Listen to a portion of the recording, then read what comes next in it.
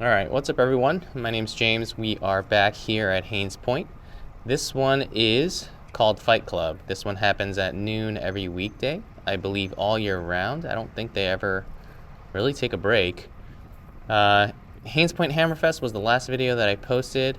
That ride happens on Tuesday and Thursday mornings, early in the morning. So this one is definitely a different ride.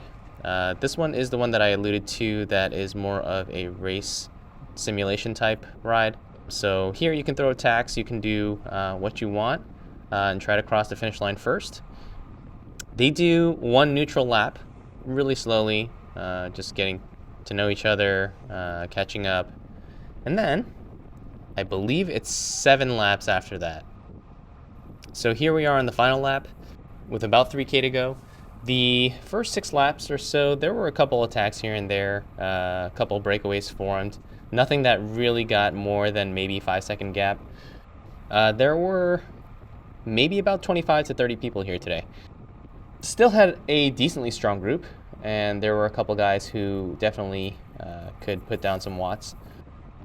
But my plan here for the final lap is to try to pop off a sprint at the end. I am third wheel right now in this train. I think that's a little bit too far forward, especially if these guys end up pulling off. So you'll see how I manage it.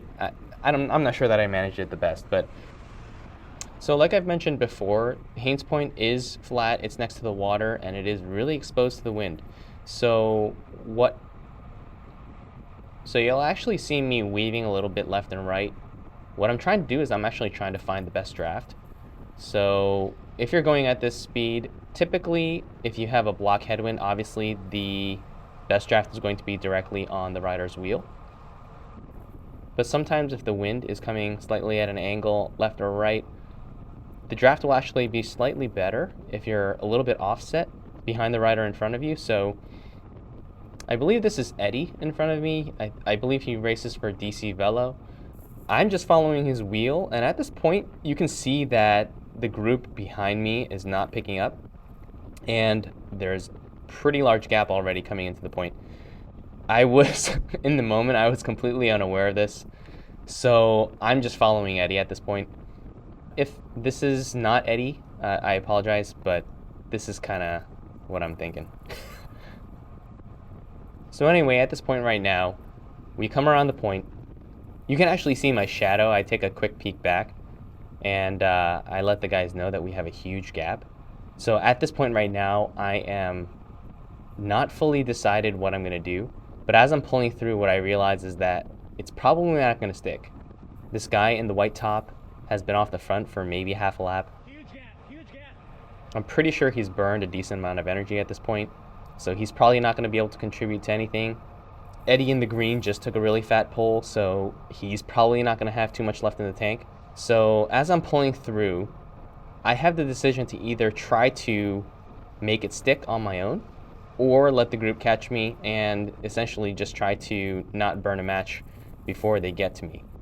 After watching this footage back, I actually do regret not trying to go for it. Honestly, it's not my strength, and that's probably why I didn't do it in the moment. The good thing about these training rides, or training races even, is that you get an opportunity to play out a race and to be in situations that you might not normally be in. And my regret is that I didn't at least try to make this stick. I mean, again, still probably not, but I don't think the result would have been the main thing that I'm looking for. So if my mentality going into this ride was to try things and just to see what happens, at the very least, I'm going to learn about myself. And the reason why we like doing these types of things is ultimately we like to test ourselves. But yeah, I didn't do that, so let's see how that plays out. My biggest mistake was not ramping up my speed fast enough. So I actually should have been able to anticipate this a little bit better, at least. If I had responded maybe half a second sooner, I probably would have been able to slot in behind Andy's wheel in the blue. But yeah, ultimately how it played out was Dave did a lead out for Andy, and Andy just pushes like an enormous amount of seated power. So once I come around Todd here, you can see that there's already a pretty big gap between me and Andy. I mean, I'm at 202 beats per minute. I'm probably not going to be able to put down too many more watts, and I definitely won't be catching Andy at this point. So I took a peek back.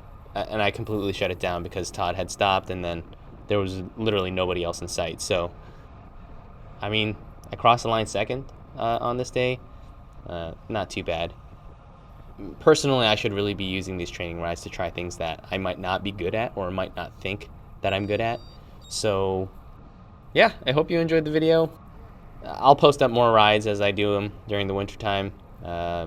Most of this stuff I just do for fun, trying to build my engine for next season, and yeah, trying to keep the fitness high and grow it if I can.